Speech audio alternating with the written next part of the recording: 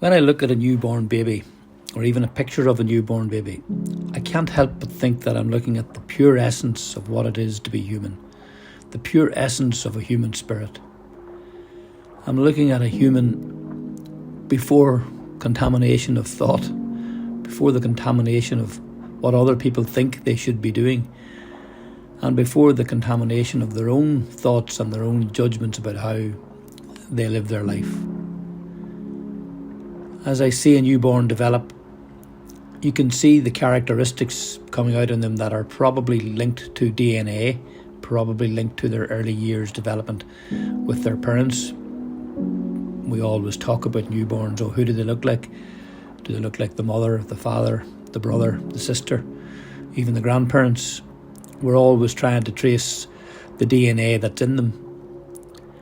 And I see this DNA and this personality as it develops as kind of another circle that surrounds the newborn, surrounds the essence of the newborn, surrounds this pure spirit, this pure wisdom, this pure love, this pure compassion that exists at the centre, which is untouched by the personality, but comes out through the personality with the flavour of the DNA.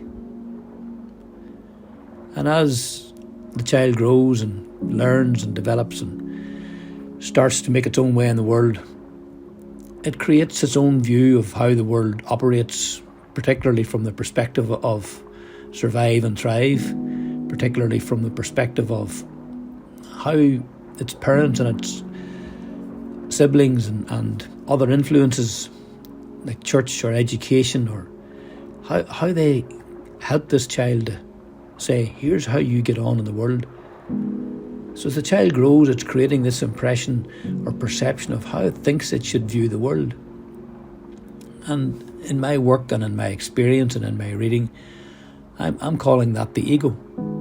It's who the child and the young adult thinks they are. It's a necessary mechanism to deal with all of the different pieces of information that we are bombarded with, that our brains are bombarded with on a daily basis. We have to have some kind of filter, and our ego and the perception of how we view the world creates that filter. But it is a perception, it is a thought created reality that we're living in, and we are the ones who have created that reality. But again, we are not our ego. We are not this thought created reality. Our essence is still there. The purity of spirit, of love, of compassion, of wisdom, of creativity, of everything we need to thrive is still there, untouched, but probably getting more and more hidden, probably getting more and more disconnected from our ego, so that we actually lose sight of what exists within us.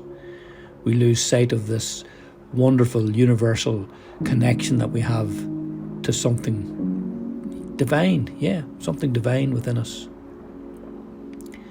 For some people, even the ego is not enough, and they create further thought about who they should be. They're not happy that who they think they are will be accepted in the world, or accepted in the circles that they want to move in, or accepted in the clubs that they want to join.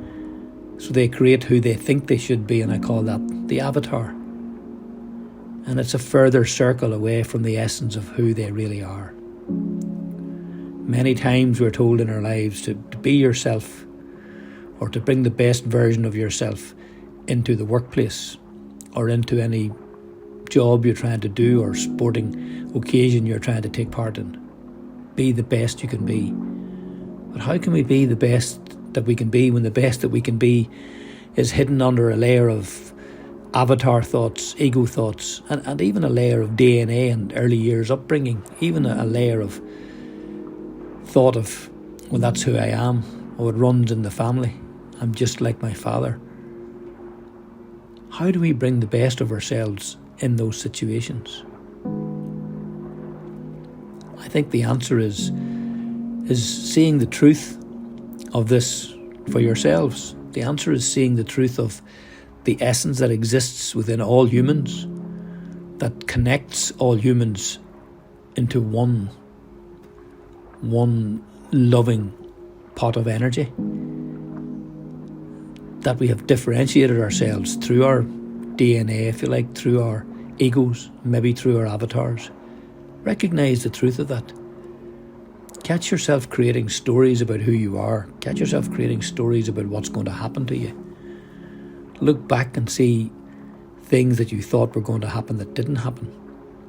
In other words, find out that this concept of thought, this concept of consciousness, has been creating your reality and has been leading you to feel disconnected from who you really are. And as you start to notice it, as you start to quieten the thought, as you start to quieten the mind, notice the avatar dropping off. Notice the ego dropping off. Notice how close you can get to your essence. And it's from this place that living really begins.